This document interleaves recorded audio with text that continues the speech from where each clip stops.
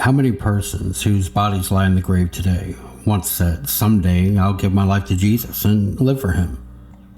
Oh, how they wish they could have one more day that would become that someday. How many people have said that they would start eating healthy someday? How many people have stated passionately that they are going to start giving more to God, to the church, and the work of the kingdom of God someday? And how many have a firm commitment to go in their closet and start giving away clothes that they do not wear anymore, to bless others someday? And multitudes of people have said, "Someday I'm going to start reading my Bible seriously."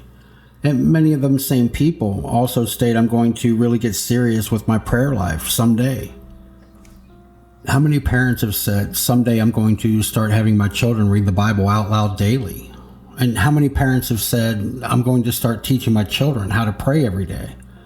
I'm going to start praying for them every day, and I'm going to start praying with them every day, someday.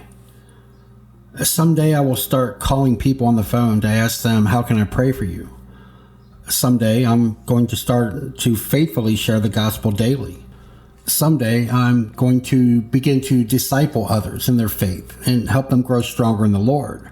I am genuinely going to do this someday. Someday I'm going to call each member of my family, my parents, each of my brothers and sisters, and some other loved ones, and I'm going to tell them that I love them, how much I appreciate them, and I'm going to pray for them on the phone. I'm really going to do this someday. I look, and none of us will ever find someday on our calendar. We must be wise enough by the grace of God to stop saying what we will do someday. We have to decide that we will replace our someday with today. There are so many ways that we can bless ourselves and others if we simply stop putting off the things that we know are so important in life. In 1973, the Supreme Court said it was okay to kill unborn babies. Since then, we have killed more than the entire population of Canada, and it continues. A woman's choice. Half of those who have died in their mother's wombs have been women. They didn't have a choice. It's called abortion. But me, I go to church, the minister preaches, I go home. That's what Christians do now. First, it was in dingy, dirty theaters, then convenience stores, then grocery stores. Now it's in the homes of millions via the internet. It's called pornography. But me, I go to church, the minister preaches, I go home. That's what Christians do now. See, they called it no fault. Why should we blame anyone when something so tragic happens? Haven't they already suffered enough? Half the marriages in America end this way. The children suffered, the family broke down. It's called divorce. I go to church, the minister preaches, I go home, but that's what Christians do now. At one time, it was called perversion. We kept it a secret. We secured help and hope for those who practice it, and now it's praised. We have parades celebrating it, and elected officials giving it their blessing. Now it is endowed with special privileges and protected by special laws. Even some Christian leaders and denominations praise it. It's called homosexuality. And me, I go to church, the minister preaches, I go home. But that's what Christians do now. It used to be an embarrassment, a shame. Now a third of all births are to mothers who aren't married. 2/3 of all African American children are born into a home without a father. The state usually pays the tab. That's why we pay our taxes, so that government can take the place of parents. After all, government bureaucrats know much better how to raise children than parents do. It's called illegitimacy.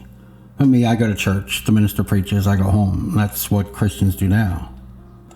Not long ago, Christians were the good guys, but now any positive image of Christians in movies or on TV is gone.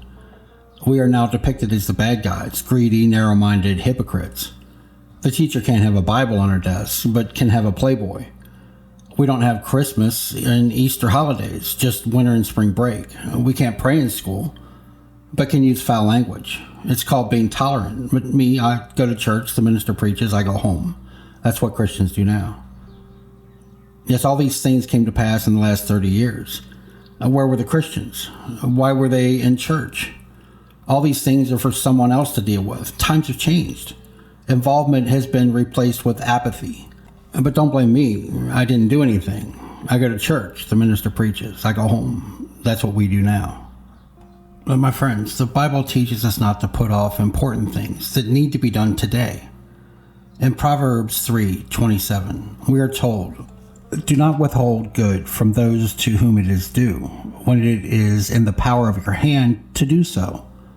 Do not say to your neighbor, 'Go and come back, and tomorrow I will give it,' when you have it with you." Today is a gift from God called the present. Thank God we have today. The past is behind us, and the future has not yet arrived. By the grace of goodness and loving kindness of God, we have today. So let's be wise enough to start making some day today. And thank you for listening.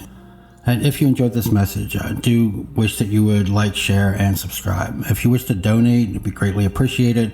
There's a PayPal link in the description below. And until next time, God bless you and your families. Be safe.